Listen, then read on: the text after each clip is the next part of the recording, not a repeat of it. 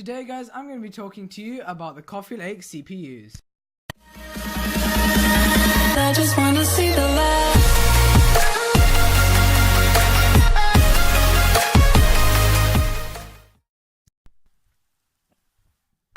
Yo, what is up guys? My name is Jeff on ZedSquad, and today I'm going to be joined by Josh. Woo! And today we're going to be talking about the i3 Coffee Lake CPUs. So I'm going to be the main guy in this video, and Josh is going to be asking questions that maybe you have. So let's get started. So wait, first of all, what is i3's Coffee Lake CPUs? The reason I keep saying cups, I've been saying this to Jeff as well. Like, you'd say coffee cups rather than Coffee Lake CPUs. It's weird. Coffee cups. Yeah. They're basically the 8th generation of Intel CPUs. For i3s anyway. So Are they i3s, good? i5s, and i7s. Yeah. Are they good or? Well, that's what we're going to be talking about in this video. We've got some benchmarks and stuff, so yeah. The i3 8100 and 8350K come with 4 cores and 4 threads. The i3 8350K is a slightly higher base clock of 4.0 GHz, while the i3 8100 has a 3.6 GHz base clock. Go on. What's a base clock? How fast the processor runs at. Alright. So 8 gigahertz. yeah. At the moment, my i3 in this laptop is 1.8 gigahertz, but they clock it down on a laptop. 1, to reduce power consumption. 2, to create less heat. Because if you make more heat in a laptop, it won't be able to cool it, and then your laptop's gonna keep shutting down. Mm-hmm.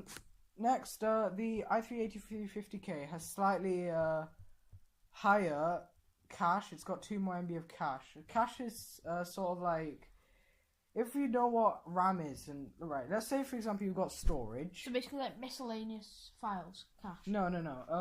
It's like storage, but super fast. So it's easy. RAM to is get all to. storage and stuff. Yeah. Like, I think The CPU is part of the CPU, so Yeah. it's like whichever files a CPU needs like really quickly, that's gonna be cache. So like, it's easy to access. Yeah, it's easier. It will take less time. Yeah. The CPU. And you can also overclock the 8350K. That's basically where you increase that base clock. So I was talking about 4.0 gigahertz earlier. You can make it to like 4.2 gigahertz, 4.3 gigahertz, depending on 1, your cooler, and 2, how scared you are. People say that it reduces battery. It reduces like life of the CPU, but generally speaking, that's not true. At least in my opinion. TDP stands for thermal design power, which is basically how much heat it makes. Basically, the amount of your CPU cooler will have a certain TDP rating. So if the TDP of the CPU is higher than your cooler, then your CPU is going to overheat, and that's bad. FCLGA 1151 is just a socket that it goes on, and 64-bit means it allows more RAM and stuff. 32-bit only supports up to 4 gigabytes of RAM, but 64-bit's a lot higher. So now we're into the benchmarks. These benchmarks are done with 16 gigabytes of DDR4 and a GTX 1080, which is an 8 gigabyte variant.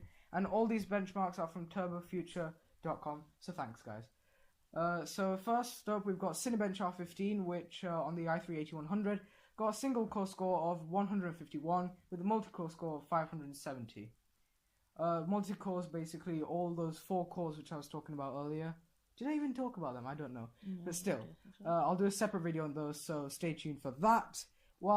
Whereas on the i3 8350K, we got a score of 175 and a multi-core score of 669. PC Mark is another sort of CPU benchmark, and these are all synthetic benchmarks, which means that it's not an actual what you would do on your computer. Those would be real loads where you're doing something, but this is just stressing out the CPU without really doing anything that you would usually do on your computer. The i3 8100 got 5,314, the 8350K got 55,938, and we also compared it with the Ryzen 3 CPUs, which came out a few months earlier. The Ryzen 3 1200 got 4,841. The Ryzen 3 1300X got 5,152. So that's slightly lower scores than the i3 8350K. And also, one thing I want to say is that the Ryzen 3 CPUs have a lower clock, and that means that, you know, it's running slightly slower. But the really good thing about Ryzen 3 CPUs is every single, not just Ryzen 3, all the Ryzen lineup, is that every single one, it has, they're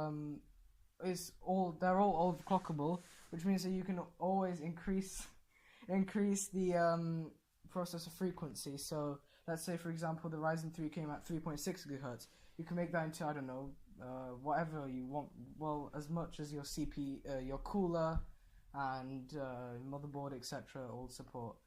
And they're also overclocking motherboards, so you have to get an overclocking motherboard to get a decent overclock. So that's basically it for this video, so I will see you guys later. Hope you guys enjoyed. Don't forget to leave a like, comment and subscribe, and goodbye!